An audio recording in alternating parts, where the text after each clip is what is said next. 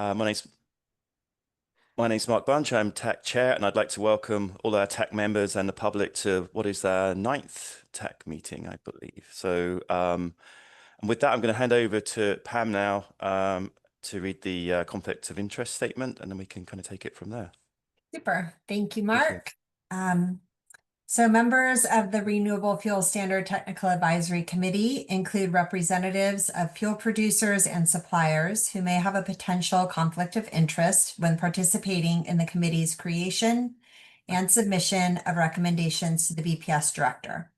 If you have a potential conflict of interest, please state your name and the business with which you're associated. After disclosure, committee members with a potential conflict of interest may participate in any subsequent discussion and vote on the issue giving rise to the potential conflict of interest. So we manage this by also conducting our roll call. So I will just call out TAC members, and then if you can just unmute and let us know you're here. Andrew. Present, no conflict. Thank you. Matthew Jubitz. Present, R99 distributor and retailer, and biodiesel distributor retailer in the city of Portland. Thank you. Chris. Chris Eford here, developing a renewable diesel facility, potential conflict. Thank you. Ender. Okay, not present. Antonio. Antonio Machado with WESPA, Western States Petroleum Association. I do have a potential conflict of interest. Great. And Mark Ventura. Yeah, I'm Mark Ventura with Phillips 66, and we are a importer of fuels in Oregon, in Portland. We have a fuel terminal, and we're also a distributor of fuel, so we have a potential conflict of interest. Thank you. And I just, it's my bad. I hadn't admitted Ender to the meeting yet. So Ender, thanks for joining. We're just getting through roll call now. If you want to unmute and just give your name and your business and state whether you have a conflict of interest. Pam, sure thing, no problem. That was probably the smart play not to admit me. A lot of places have decided not to do that. So that was probably the smart play. Ender Reed with Neste. We are a renewable fuels producer, so it could be the case that we may have a conflict. Thank you. That's all for roll call, Mark.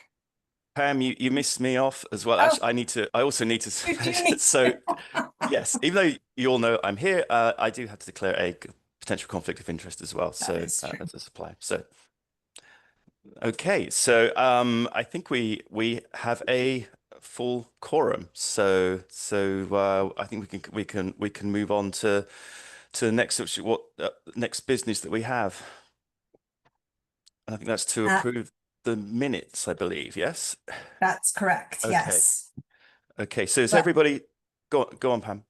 Oh, I had sent out an updated version with some track changes just yesterday. So those will be the minutes that we're voting on. And I've got those queued up. So if anybody needs to see them, I can share my screen.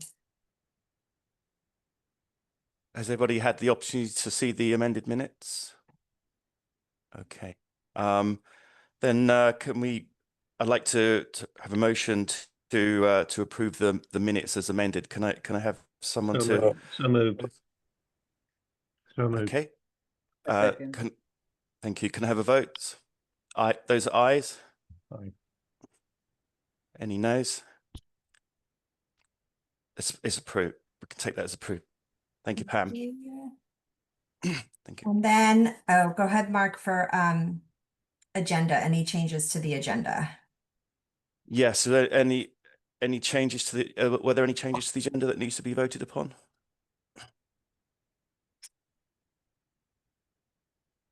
Or are there any changes to the agenda that anybody wants to propose from the TAC? I think we're okay with the agenda as it is, Pam. Okay, super. So moving on, just to let you all know, we did not have any submissions for public comment today. So we get an extra 10 minutes in our meeting. Right. So I'm going to go ahead and share my screen here and bring us into PowerPoint. Let me know when you can see it. You should be seeing our PowerPoint. Here we go. Okay, so here's today. Here we are. I said it earlier. I can't believe it's June 5th. This is our 9th RFS TAC meeting. And here's our agenda for the day. We've gone through our up until program data review, which is what's coming next. So you've all seen our work schedule before, but I do like to show this at each meeting. And here we are in the middle of the year, the green arrow, which is where we will spend the majority of our meeting reviewing the draft report. Next, I thought I would give you a highlight of the retail station site visits that we've conducted. You first saw these numbers in Q4 of 2024. And what you're seeing today, obviously Q4, Q1, and Q2, the change from the graph that you originally saw or the chart that you originally saw, I've changed from zip code to location. So those are just the quadrants in Portland. Us locals are used to talking about Portland in the north, northeast, southeast.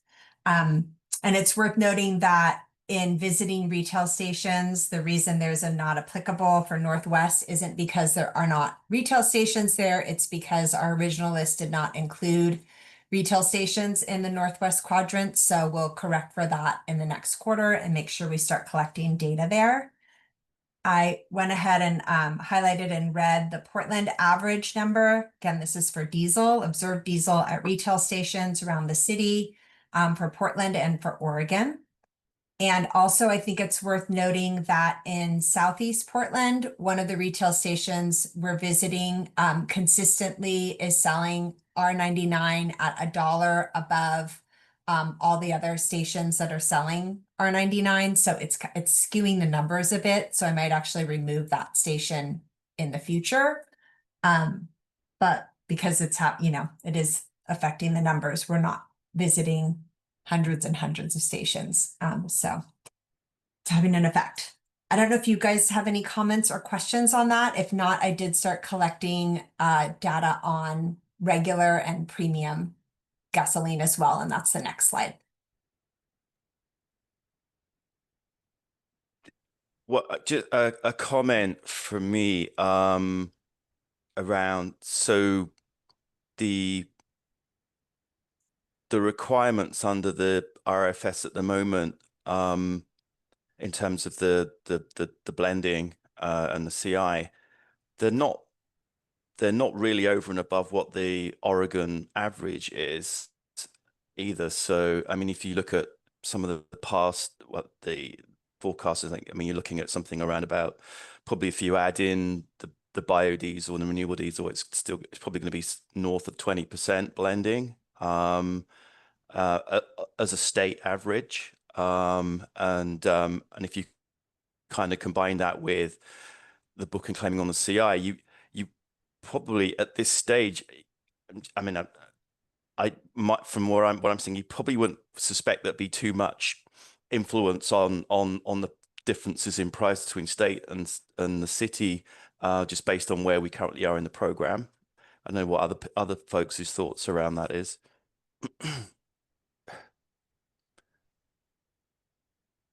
At least from the program perspective, there may be differences in taxes and stuff like that, but Yeah, well, I agree, and I think that's a great point. I think that makes these numbers, not perfect, but useful as sort of a baseline in some sense. Whereas the next iteration it will be a big step up relative to the rest of the state, and it can help us think about if we see anything changing with in the differentials relative to the state. Gives us a better starting point.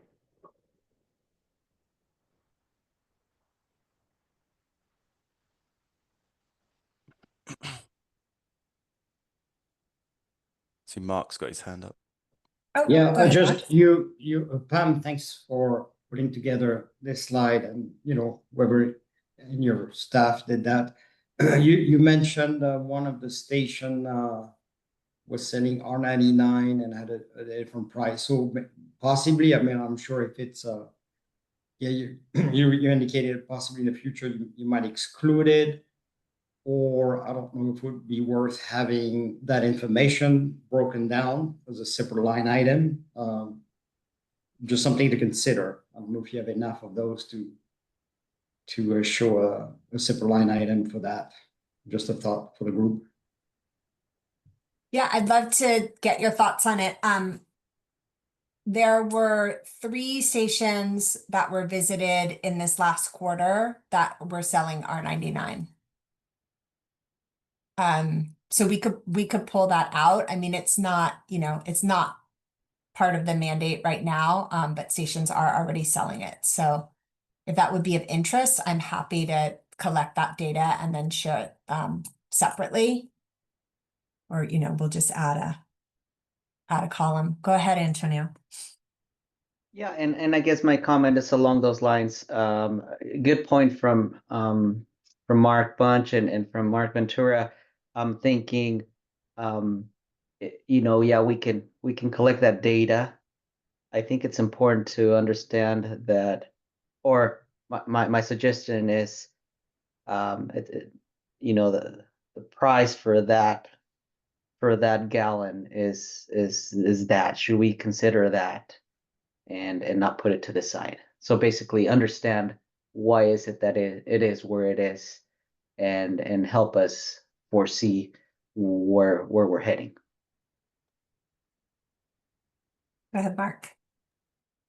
Yeah, so again, I recall last time, you know, when you start presenting those prices, a comment was made that some of the stations were identifying B5, where more than likely there should be at least B15. So it depends obviously of the labeling of the pump, but if there's a clear label that say, okay, this grade is a B15 or a B50 or R50 or R99, it might be of interest to have the price per grade, assuming that, you know, again, it's identified just like we have maybe a price for regular gasoline and premium gasoline differentiated. So something to consider again, you know, when the price is picked up, okay, it's diesel. Well, what kind of diesel it is? If there is a grade associated with that, you know, or information associated with the type of diesel, maybe make a note of that. And then when you pull the data together, or you assemble the data together, if you have enough, if it's well identified, maybe it would be good to break it down by the various grades.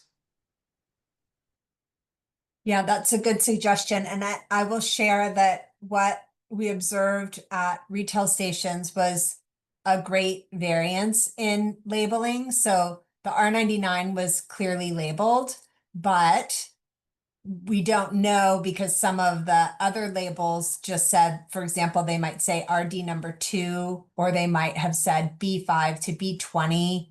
So there's definitely fluctuation in the way different retail stations are managing how they're labeling the product right now.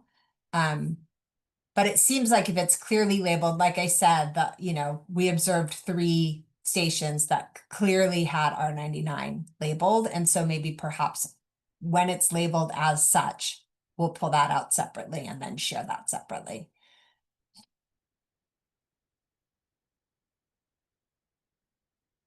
And I think if there aren't other comments, or if nobody, you know, if anyone's against it, speak so, but we don't need to vote on it or anything. We'll just make it happen.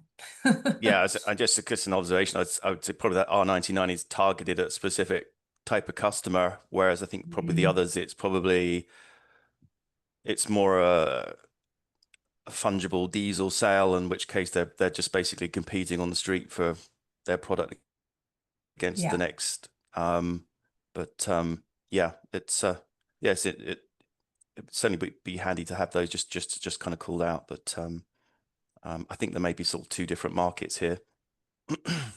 Yeah, good. We can do that.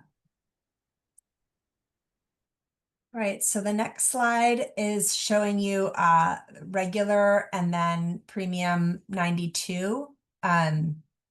And we weren't able to pull that data in Q1, so we're just showing it for Q2 of 2025. And again, Portland and Oregon are highlighted.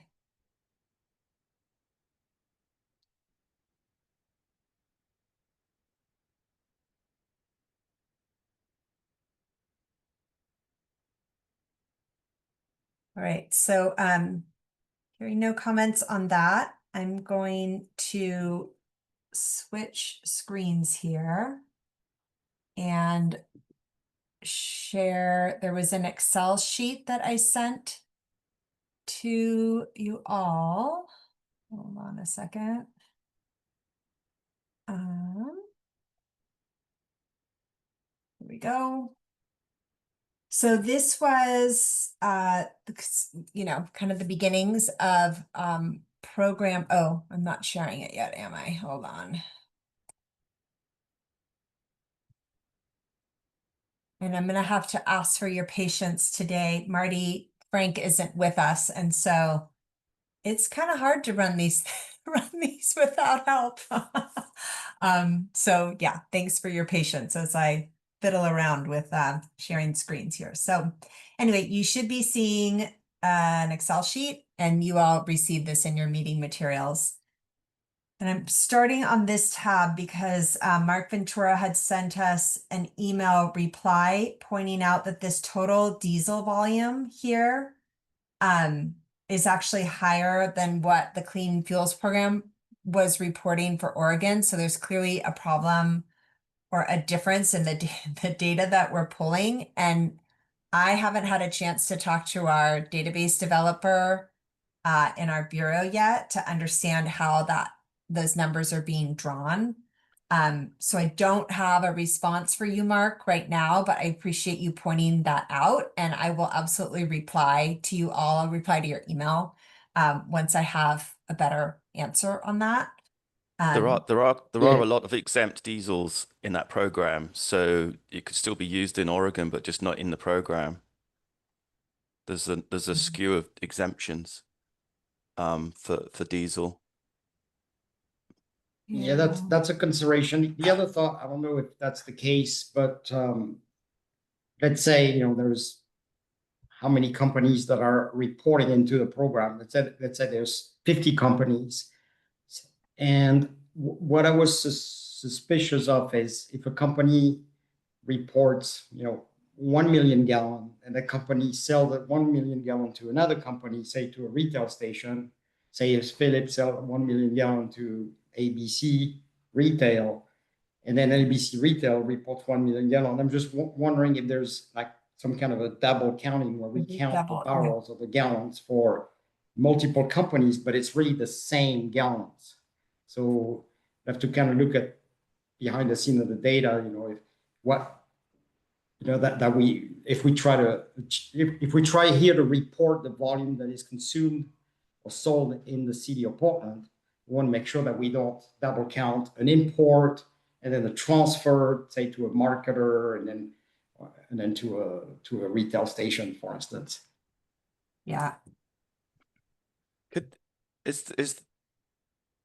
Is this source?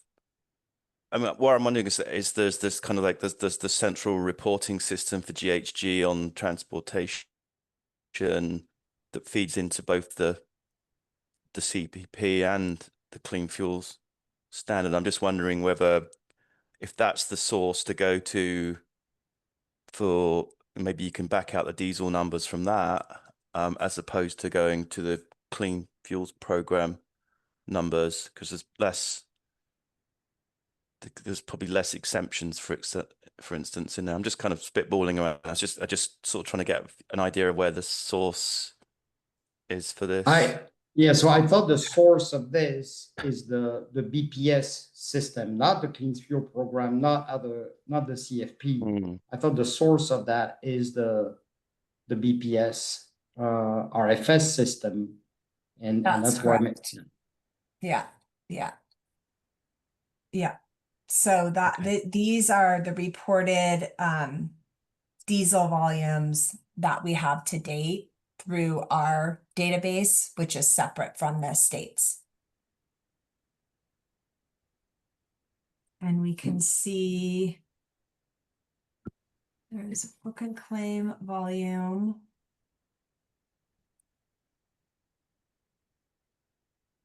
So I put some definitions up here. Like I said, I need to do some more digging, and I didn't have yeah, I didn't have time to do that. The book and claim volumes are a lot smaller, more reasonable, whatever that means. But if you But crash, again, yeah, I think, yeah, go ahead. I was going to say, if you crash the two numbers together, it's just 2%. Obviously, there's other volume that's not book and claim as well, but that's pretty small.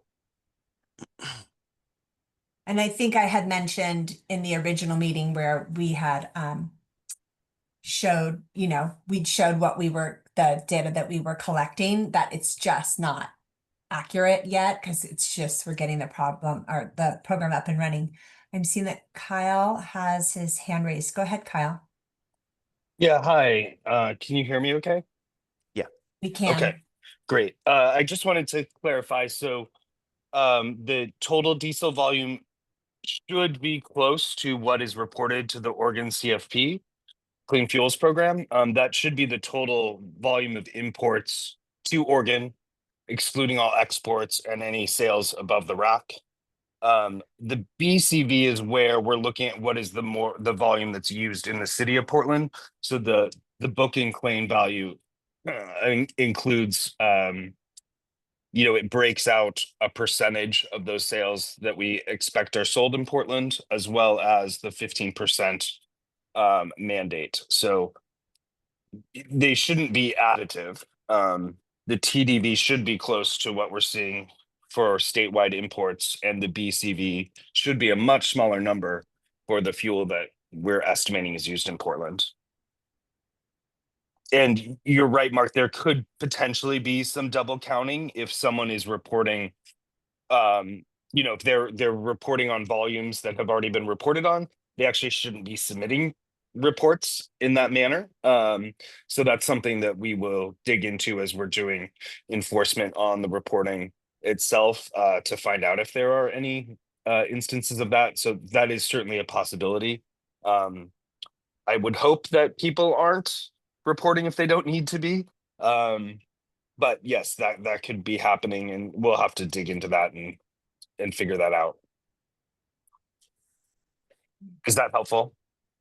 Yeah, thank you, Kyle. Yeah, I mean, I think you can look at the volumes that are reported by Oregon DQ, and I mean, I generally think in barrels per day, but the state is about roughly 50,000 barrels a day, whatever that translates to gallons.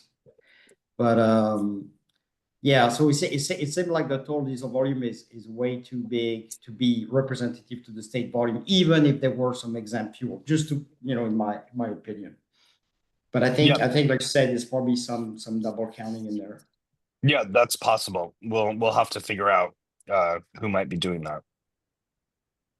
Hey, Kyle, it's Matthew. Just I guess to personalize it here, I mean, we're a covered entity as a distributor, and we distribute to covered entities. You're saying that's not double counted then? So these are only book and claim reports, and so book and claim reports should only be submitted by the fuel importer or the position holder. So anyone down the stream, down that supply chain, like down to a retailer, should not be submitting book and claim reports. In fact, when you go into the book and claim report, the first question is, are you a fuel importer or position holder? And if you're not, you don't even have access to the form itself. So it's intended to really limit that kind of double counting, but I suppose it's possible that someone has. Okay, I follow.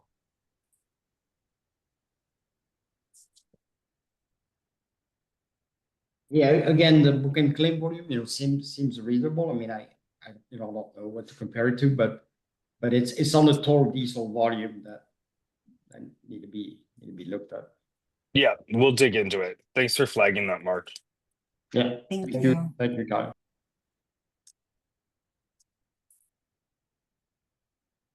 Okay, we are on track on the agenda. We've got a few more minutes on this summary. If anybody has any other comments. If not, I'll switch back to the PowerPoint here.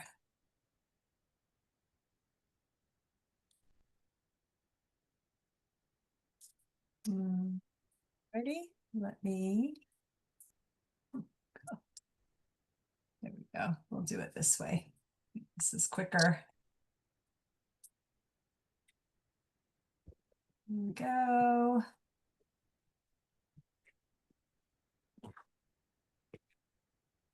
Okay, so we're shifting to the draft memo to the director, which we have the vast majority of our time on the agenda today to discuss. So these were just some prompting questions that staff had put together for you. But this is really your opportunity to, discuss the findings, talk about any updates you'd like to see before we meet again, and then we need to figure out how those updates should be made. So I did want to point out before we jump into what's on the slide here that Mark had sent an email about grammatical errors in the examples. I believe those were on page 2.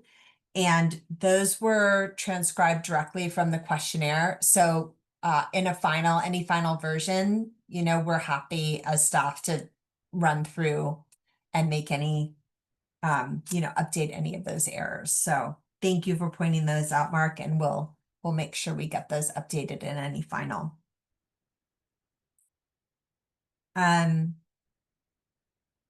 Is it helpful to have these questions? I imagine you probably have the documents, or not documents plural, but the draft memo in front of you. We could just start with any initial comments or thoughts that you might have on the content or the format.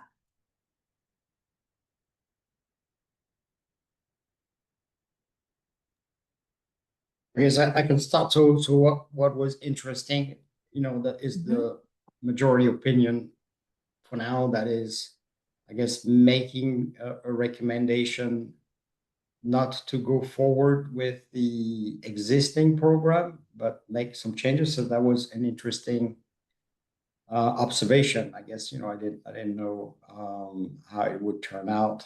And so, I don't know if there's further discussion on that. Obviously, there'll be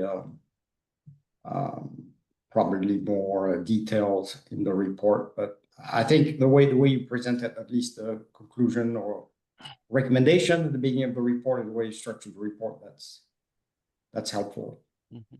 Good. Hey Pam, how will this actually be finalized to the director? Will there be the recommendations of the majority and then a formal minority report that will come out for those who disagree, or how will it actually, the final construction, how will that work? Yeah, that's a good question. So the way that we discussed it and have it organized now is that you would be sending this memo, like a finalized version of the memo that I shared with you that you're looking at now. And it would include basically the words as drafted now. So you're seeing both, the majority and the minority opinion. What happens to this draft between now and September is kind of up to you. That's what the purpose of today's meeting is to decide if you need to get together again as a group to discuss, if we want to share this, as a shared Word document and put in track changes and kind of have the discussion happening, in that way, or if your preference is to do some type of anonymous track change version where, that would go out to our consultant and Marty would handle you making any changes or updates or comments anonymously. So I guess my question then, a little better refined, is in this current document, it doesn't come across to me that there's actually a recommendation. There's a bunch of opinions in there from a number of people, well thought out, but they're disparate. Even in the group that agreed that hey, we shouldn't go forward with there's a whole bunch of different nuance in there. And so I guess my question is it expected that this would be basically a briefing document, which is kind of what it is right now, to give the director a number of varying opinions that they can then pick and choose from? Or is the thought that, there would be some coalescing and there would be an actual succinct recommendation that comes out? Yeah, you said that very well. And I think that's the purpose of today. I think that's what you should be discussing today. And it's up to you to make that decision. We can leave it as is. A broad range is helpful, but you're right. It's not refined. It's not necessarily a solid recommendation or straightforward recommendation. But that's up to you, you all. And then I guess that begs one more question, and then I'll shut up, is what's going to be the governance of that process? Is it going to be, and I know this is for us to decide, but is it going to be, okay, it's 5-2, majority vote, that's it, let's go, which I'm fine with, or is it going to be majority opinion, minority report, but the recommendation is based on the majority opinion? So I'm just trying to get the mechanics down. Yeah, so the bylaws, basically the way we have the TAC structured is that you will vote on the final memo or the final recommendation. And I need to review it. I don't think we got into the detail of whether or not we would essentially subdivide the recommendation and vote on each of them. I think the way we have it written is that we take a vote and then that vote is recorded and also shared with the director. Yeah. Got it. Thank you. Yeah. And you can see on the slide here, there's this question of, do we need to meet again? If so, how and when? And then, I also sent the last year's fuel forecast out just more as for reference. So we won't see the 2026 forecast for Oregon until September 5th. You might have some thoughts on whether that's going to influence an opinion. It may not. But our next in-person meeting is scheduled for the 11th. And then we are scheduled to vote on the 25th. And so at this point, if nothing changes, we would just remove that draft language from the memo, and that would be what you're voting on, unless something gets rewritten or changed between now and the 25th of September. And of course, you can change this up. For example, you might want to switch, you might want to change your in-person meeting. We had the placeholder for another meeting on the 30th. We can adjust. You might want to meet over the summer. Like I said before, you might want to use track changes in the document and kind of have conversation back and forth that way.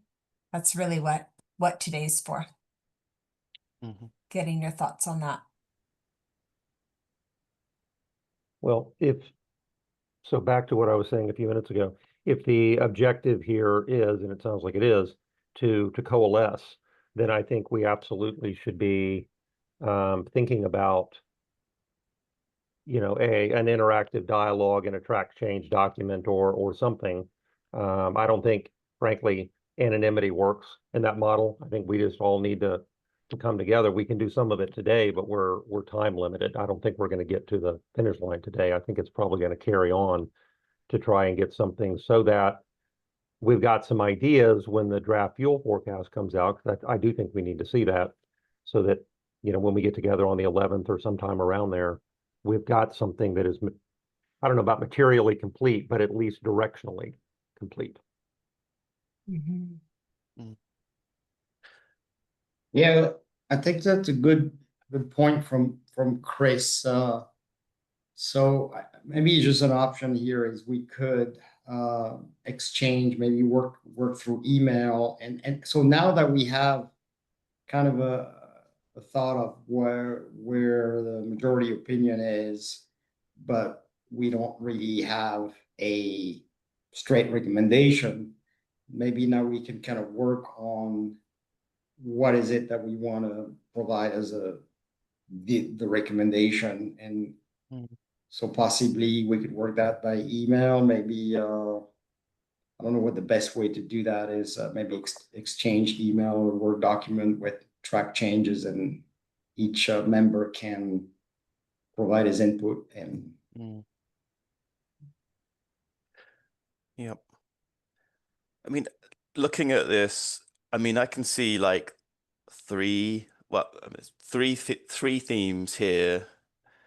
You've got the minority, they're looking at basically keeping as is, which I think given GREET actually means it's going to get slightly more stringent. So than maybe what the intent would have been initially. And then you have kind of matching it.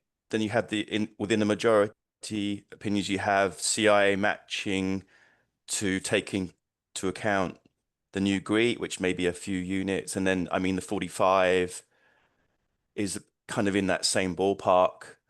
And then you have like the 50, 60 or no CI, which are really looking at it more of a sort of feedstock scarcity kind of CI issue. That's kind of, I'm looking at this, how this kind of potentially breaks down into kind of different sort of subcategories here. Just to, you know, whether that's something that, you know, we can use to kind of maybe to make less options around this, or to make it a little bit easier to interpret for a recommendation to the director. And then the third bucket, Mark, might be keep things more or less the same, tweak it in, say, GREET or whatever, but push back implementation a little bit. Don't make the big jump as fast as it's being made. If you want to look at pillars, when I look at the various, you know, kind of matrix it out, what people said, it seems I agree with you on the first two, and then the last one would be kind of delayed implementation. Mhm.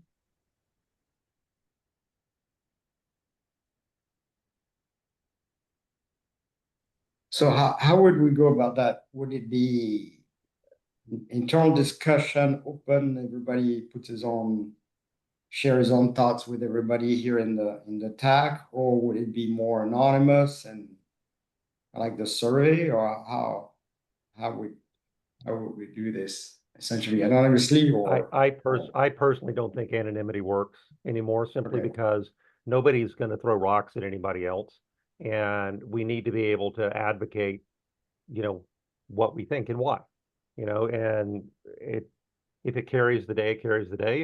If it doesn't, and the majority goes a different way, I mean, I think everybody's grown up enough to say, yep, that's where we ended up, you know, and so let's go from there.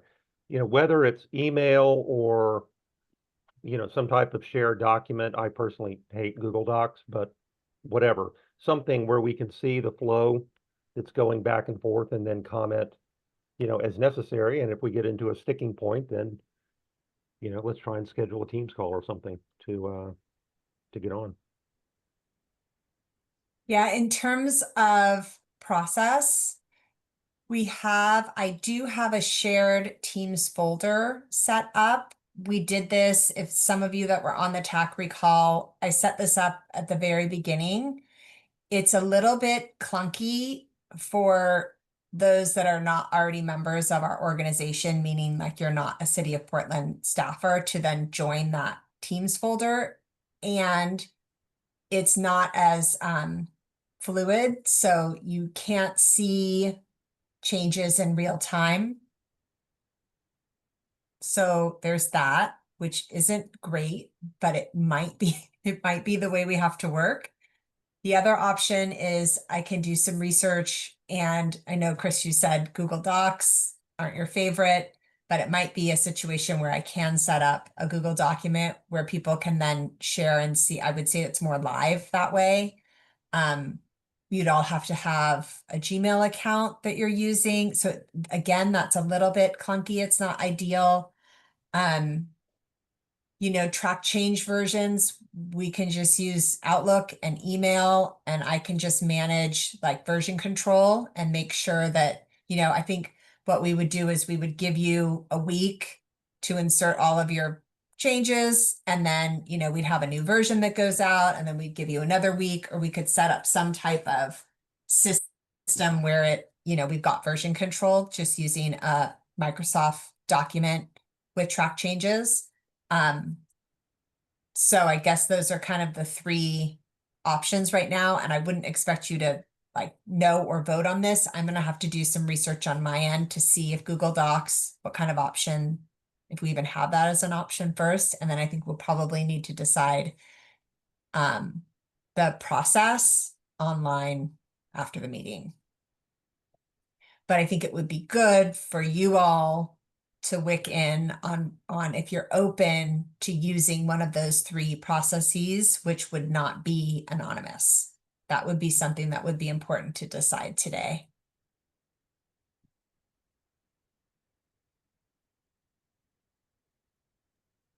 Yeah, I mean, I would be okay to try with a team system that you have set up. If you can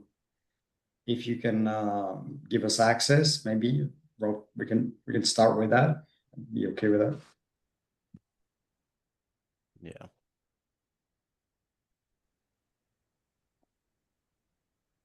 I mean, on the question of anonymity, clearly from what I said before, I'm fine. I mean, it's no different than if we were all sitting in the room and having a live conversation on some of these things. You know, people can always go offline if they want and make other comments, but I think since we're trying to get as close as we can to a group consensus here, I think is the goal. I mean, we've all been interacting long enough now to start having conversations about it. Yeah.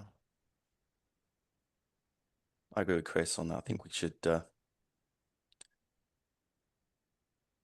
embrace that option if folks are comfortable with that. Mm-hmm.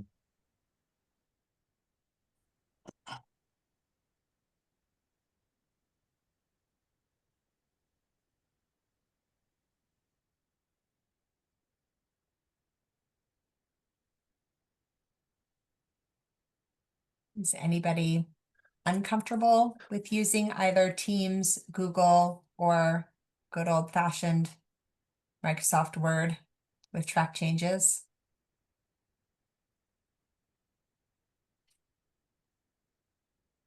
Okay, I guess this leads me to the question again, and it's sort of process oriented, but we can start with the document as is, right? It's set up and formatted the way that it is. Are you interested? Well, I guess, so there's the formal recommendation, that's essentially page 2.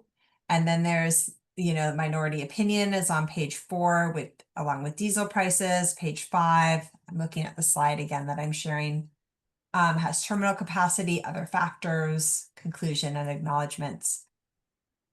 I can spend a little time reformatting those CI recommendations based on what I've heard you talk about today, and then we can kind of start from there, if that sounds like a good approach. Or, I don't know, we can, you know, completely blow it up and just have different pages for different recommendations.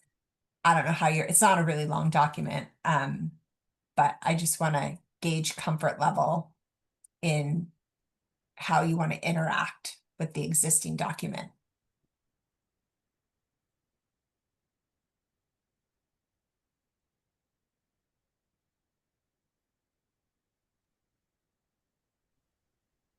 I would say if you feel making a few more changes before you put it on the Teams or whatever platform, and then you let us know, you know, and then we start working on it. Yeah, that's Yeah, and see if there's a little bit of aggregation that could be done beforehand, or suggest, so we'll have this as the baseline we can just always compare back to, but just trying to kind of streamline it a little bit more so that we've got not like a whole spectrum of recommendations, but Yeah. And then that also brings up a question for me around timing. What is a realistic time frame? Like, do you want to start digging in on this in mid-June? Or will the market change in some way between June and say mid-August?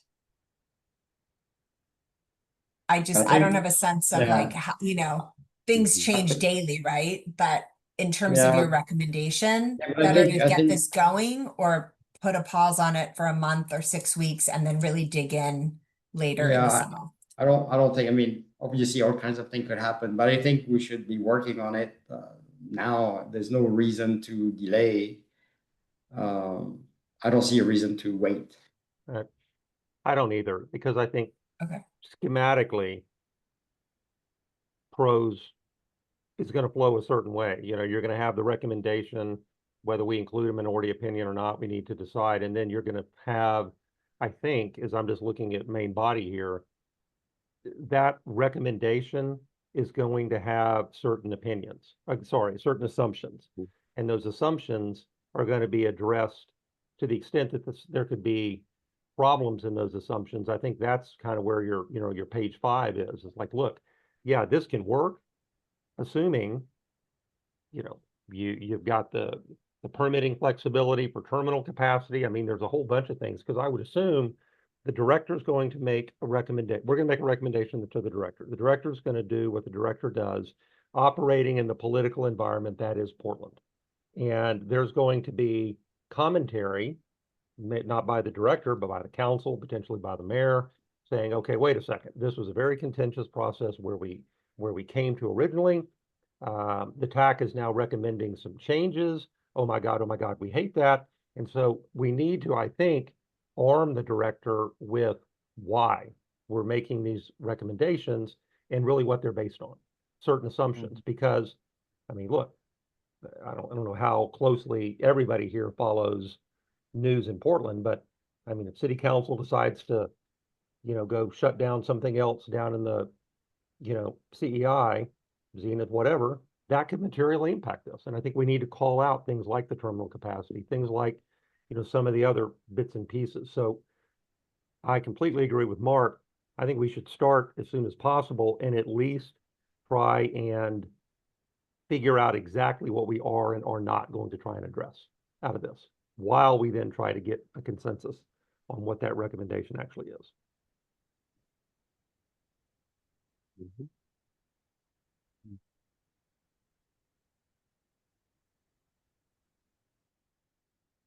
Yep. And I think again with the recommendation, it's one of those, if this then this may, yeah. So it's a lot of this, like, again, it's not necessarily, hey, it's not sort of a absolute recommendation. It's basically if you go this way, then this is the potential implication, or you go this way, this is the other potential implication. And is that, I guess that's ultimately, at the end of the day, it's the sort of that's where the call of the director is, where he wants to kind of take that decision.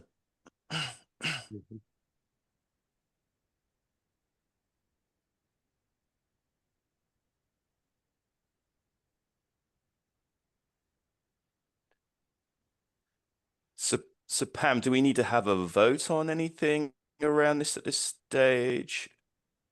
Or are we just basically kind of come up with some proposals?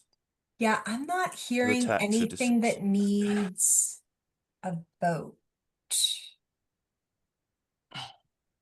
Let me think. Give me a second. Because you don't have anything necessarily to vote about on process, mainly because I need to get back to you. You have the draft memo. I suppose, I mean, just for the record, in case anybody wants to abstain or vote no, but really you should be saying it now if you are in disagreement with using, you know, some track change version of the document to talk over the summer. I don't think we need to vote on that. I just we need to hear from you if you don't plan to participate this summer.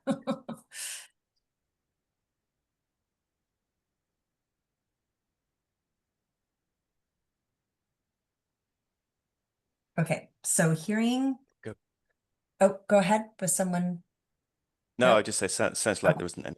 Yeah, isn't any. So I would like to spend a bit of time just being thoughtful about our current schedule, which is showing up as the last bullet here on the slide. So we've talked about meeting again, which we will be doing online. We can always set up a meeting if needed over the summer. Absolutely, we'll make that happen. In terms of September, we've got these 3 dates already scheduled, the 11th, the 25th, and the 30th.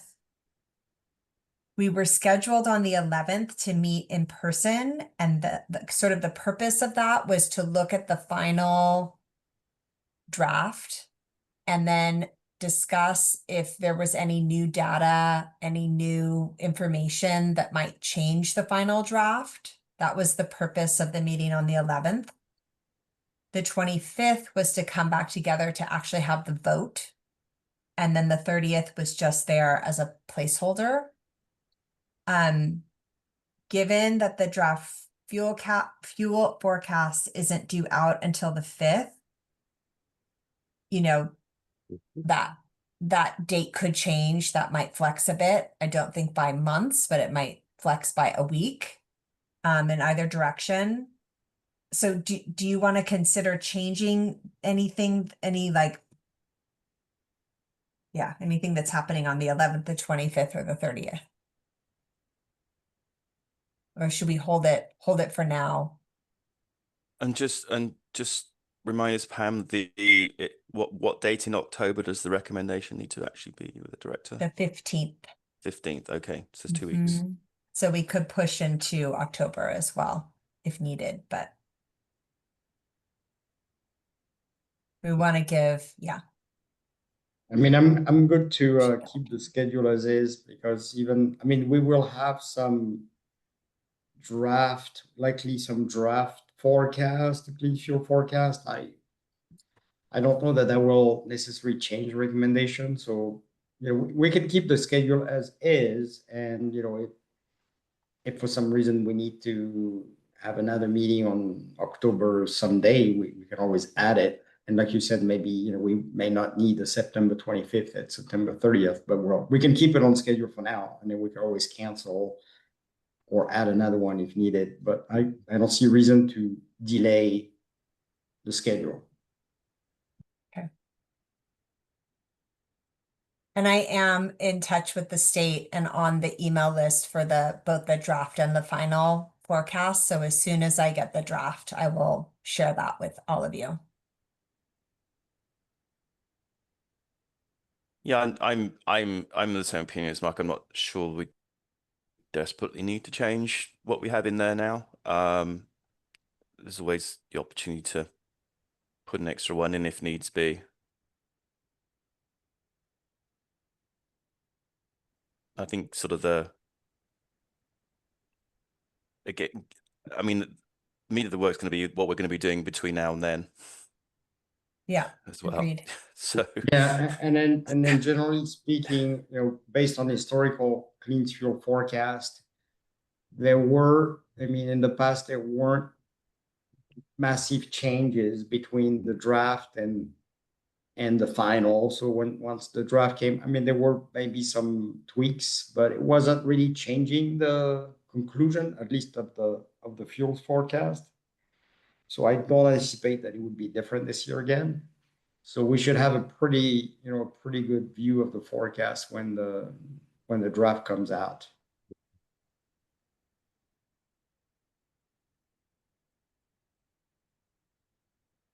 I think some of the other things that have been discussed that influence some of these things are, again, part of this big beautiful bill are going to get thrashed out. Again, whether that's just, again, there's a lot of uncertainty around how that impacts what comes out, impacts sort of the bigger scale picture around imports and all this sort of thing.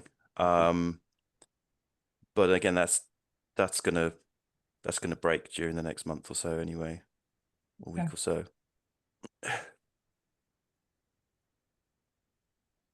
Because I think certainly for the timing of this year, and I guess Chris kind of alluded it as well in terms of there's a lot of plates in the air, spinning in the air at the same time when this year that have potential implications around this.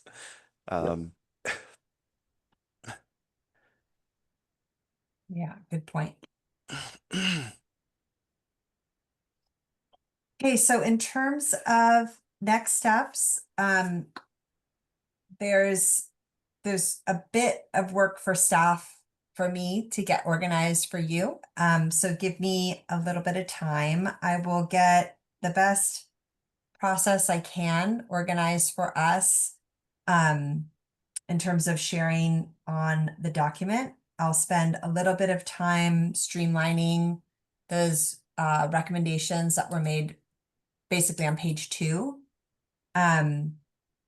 You'll hear back from me on all of that. And then I will propose sort of a schedule. I think it would be helpful because I know everyone has vacations and, we're doing different things over the summer. So I think I will propose a schedule with some deadline dates, but I don't think those necessarily have to be hard deadlines. We're a small group. If somebody can't meet a deadline, we can communicate with it on each other. But don't push me too hard on that because I have to make some strict deadlines if needed. But hopefully we can make it work. We've got 3 months, which is enough time, I think. And with that, unless there's any other business, just general knowledge, any other business you want to share, Mark, you can adjourn the meeting when you're ready. Okay, well, yeah, thanks very much, TAC members and members of the public for joining today. I will formally close the meeting. It's now 10:30. Thank you. Thanks, everyone. Thank you. Thank you. Yeah. Thank you.